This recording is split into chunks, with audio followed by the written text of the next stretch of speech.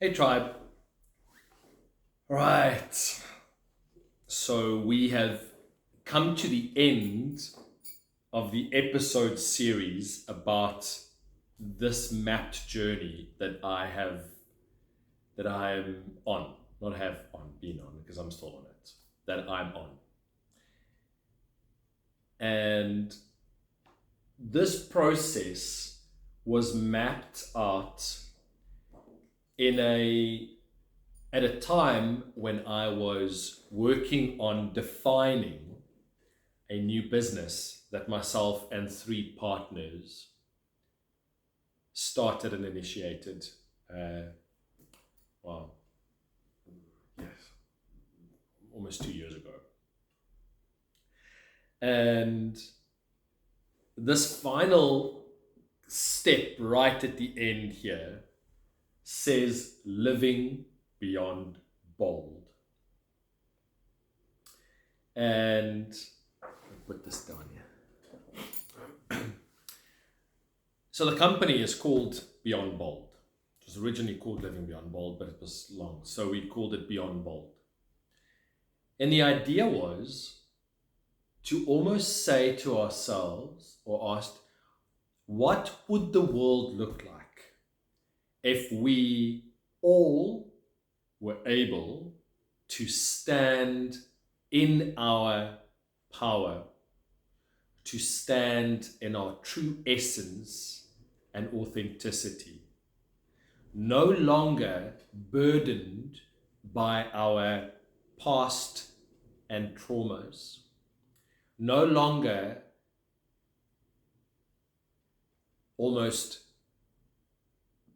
governed by our perception of what we believe society wants us to be, and being able to let our fucking lights shine, to be the brightest, best, most powerful, most authentic, most majestic, most magnificent versions of ourselves, to truly live beyond bold. And that's ultimately why we started this incredible new business. And I often have to ask myself, kind of, what would my world and my life look like if I was beyond bold? And then I think, in a way, that's probably why I started this YouTube channel, was to keep myself almost accountable, not just to myself, but to you as my followers. I don't want to say followers, sorry, that sounds terrible. But the people that follow the channel, but just to you as my tribe, to keep myself accountable in this process, to say, come on, Ernst, you've committed to this. We don't know how it's going to play itself. I don't know who you're going to be throughout this experience, but connect with self and connect with my audience, my tribe, and see where this goes. And this living beyond bold concept is exciting and incredible, but it's also quite daunting. And I believe, and I've said this actually for many decades now, I believe that many of us, and me included, many of us are not afraid of the future and afraid of failing. I believe that many of us are actually afraid of our own light. When we are truly stepping into our power and we get to a point that we don't give a fuck about what the world thinks of us, and that we can stand there and know that we are doing things with pure good intentions, and that we ultimately really want to make this a better place, that we will be unstoppable. And I believe that we are very fearful of that, because there's no frame of reference. Because whenever in our pasts we have ultimately tried to step into our power and our light, a lot of those times it's been slapped out of us. We have been reprimanded. We have been put in our place. We've been bullied. We've been controlled. We've been manipulated. And we therefore have no frame of reference. But in reality, there are a couple of people that have really stepped out of that framework. And there are a couple of people in this world that are ultimately living beyond bold. And it could be in the smallest ways, and there could be really big names that are changing the world as we speak. And I really hope and encourage, I really hope that this video series, and especially the episodes that has been named based on this process, the episodes or the steps that I've named, is really guiding and encouraging you to do the work and to ultimately step into your truth, step into your power, step into your magic. And it's doing these last couple of videos has really inspired me to start finding that within myself and start thinking about and feeling what it would feel like to live beyond bold. Now, without it sounding like a marketing spiel, because it's not, but just to share with you the kind of incredible things that we've been exposed to around just being able to connect with self and encouraging people to do that. And then connecting with nature. And we and the team have facilitated and hosted retreats. We have hosted workshops. We have hosted discussions. We have done educational programs.